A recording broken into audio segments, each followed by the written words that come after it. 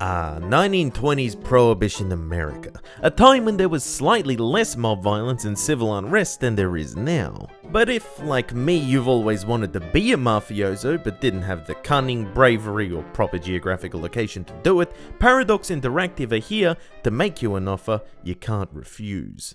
Man, Paradox were good again for like 3 months, but now they're back to their good old selves. But despite the fact that the newly released Empire of Sin by Romero Games is only published by Paradox, and despite the fact that it doesn't have a predecessor filled to the brim with DLC expansions, it still manages to feel dangerously bare bones. Empire of Sin is a good starting point for a strategy game, but that's about it. While it's a nice concept and has some neat systems in place, the gameplay becomes very linear and repetitive and includes other major mechanics that could do with more than a little fleshing out, along with a slew of bugs and a distinct lack of polish. I really like the game's aesthetic and its combat system is interesting enough to keep you engaged, but the management side of the game needs some serious work, and by that Paradox means some serious DLC, before it's really worth your money.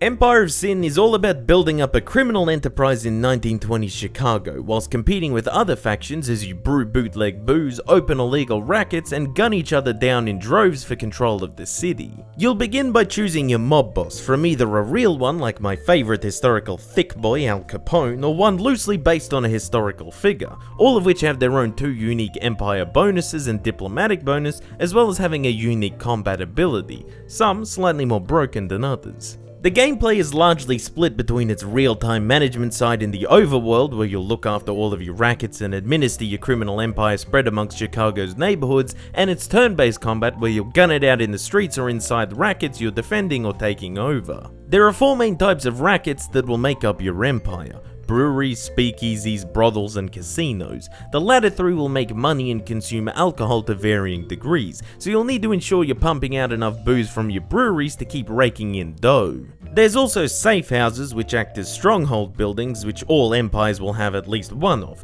and hotels, of which you can build one in each neighborhood, that provides further income bonuses depending on your racket synergies. Available rackets are either vacant and can be purchased, occupied by thugs who can be killed to take it off them and will require you to pay some money to do it up, or can be taken directly off another gang for free unless you choose to change what type of racket it is. Rackets can also be upgraded in a number of ways to increase things like the amount of guards, their profit margin, and how well they take attention away from the cops to avoid being raided. Upgrading a racket takes around an in-game month, but can be done instantly by paying a bit more money. There are also minor factions who have no specific leader character that serve as nothing more than a way to steal a few more rackets for free, as well as the Chicago police, who will get involved in street fights and can be bribed to get them to turn a blind eye. I did quite like the combat for what it was, more or less XCOM light with similar emphasis on RNG and cover mechanics, as well as different classes of weapons and equipment, along with extra unique combat abilities for each class of gangster. You can hire different classes of gangsters from the Black Book, all of which will have an upfront hire cost as well as a certain take per week.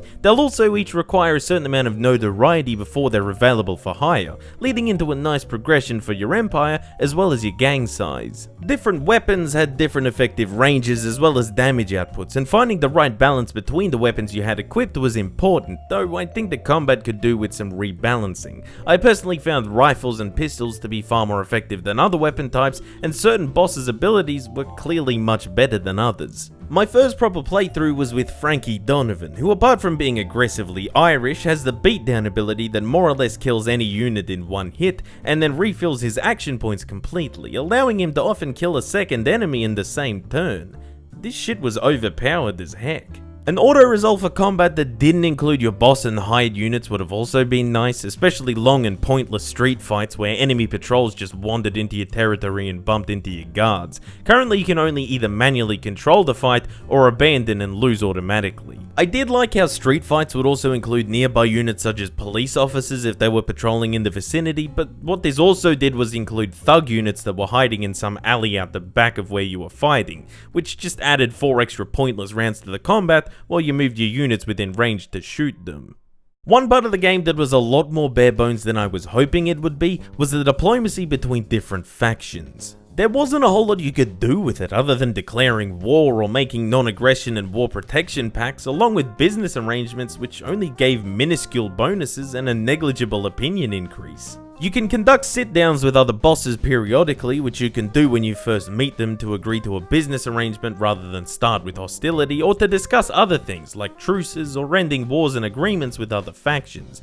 They were nice to get to know each individual mob boss, but were really just long-winded and repetitive cutscenes. Trading was a complete waste of time because the AI would never make you a good offer, and I also really wish you could negotiate better truces with other factions you defeated in wars. They only offered you meager rewards, and if you offered peace instead of accepting it when they specifically requested it, you could only settle for a white peace. I'd also have liked to have seen more non-crime factions other than just the police, like local politicians and such, especially if you want to get historically accurate, as many gangsters during the Prohibition era had influence on elections. That could certainly be used to spice up the politics and diplomacy of the game as it goes on. It also felt kinda weird that you just ran around everywhere, especially while all other bosses simply hid in their safe houses. You might even call it historically inaccurate. I'm not sure that a man as dummy thick as Al Capone was constantly running around Chicago while administering his crime empire. And in saying this, I wish there was a little more option to automate or set orders for your crew rather than basically needing to do all the dirty work yourself. And with your boss character having their special combat ability,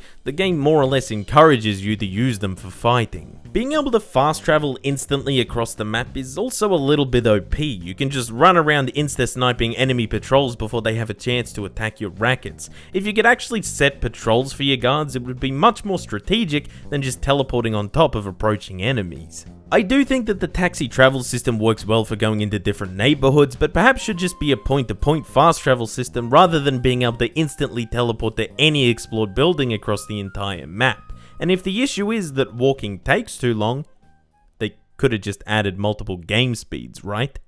My biggest problem with Empire of Sin is its longevity. It doesn't really do anything different in the late game, other than empires being a little bigger and more intertwined. Some dynamism would be greatly appreciated, and I think a more in-depth diplomacy system would help this a lot. One part of the game that needs to be reworked is taking out enemy strongholds. While I think it's cool to have these intense last stands, when you take out an enemy gang leader, you will take over all of their stuff. You can just fast travel to a faction's safe house, declare war, and then kill them to instantly take all of their rackets. Safe houses, like other racket buildings, have their own security rating which can just be upgraded, though I feel like the amount of gangsters in a safe house should be dependent on the size of your empire, as that would actually encourage targeting other gangs' rackets rather than just going straight for the safe house and absorbing everything. There's really no incentive to conducting diplomacy with other empires, and the easiest way to play is to just go snipe safe houses with the least security upgrades.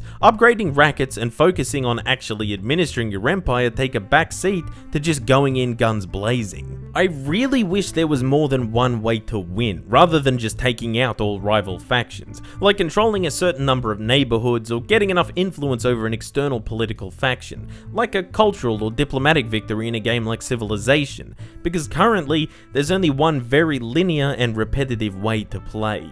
But probably the most disappointing part of Empire of Sin is how littered with bugs and glitches it is, and it's more than the constant animation errors that the game has, but the amount of times I had to force restart the game to get it working again. One time I attacked a thug racket only for the game to not start the combat and get completely stuck, requiring a hard reset, only for me to then find out the game decided not to autosave for whatever reason within the last hour. A lot of progress was lost, as well as the will to keep playing. And the worst issue I came across was a minor faction that would freeze the game every time I encountered them. I even tried to do it in the map view and it still did it. Being littered with these kinds of game-breaking issues is pathetic. A game should not have these issues on launch. And excusing it by saying that patches will fix it later is not good enough and only encourages developers to continue being lazy. I don't care if it dates my review because they might fix it a couple of months down the track. I didn't pay $50 to play this game later. I can almost excuse the constantly T-posing and stiffened character models as they don't really break the game, but the lack of polish and the amount of game-breaking issues it has is not up to scratch for a released title, and like cheap bootleg liquor, it's left a bad taste in my mouth. Overall, Empire of Sin ends up being a game that's hard to recommend. Like I said initially, I think there's a good foundation for a game here, and the first 5 to 10 hours are rather enjoyable, and I really like the game's atmosphere and 1920s aesthetic. But you see everything it has to offer very quickly, and it begins to show you how little substance it really has to it. And even despite the constant bugs and glitches, I'm also disheartened by the game peddling a season pass right from the get-go, when you consider how baseline this initial release is.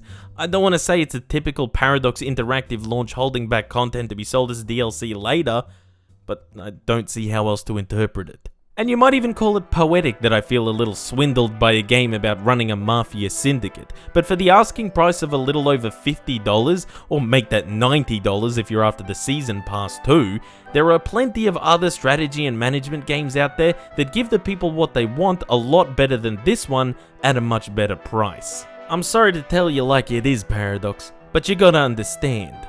After all, it's just business.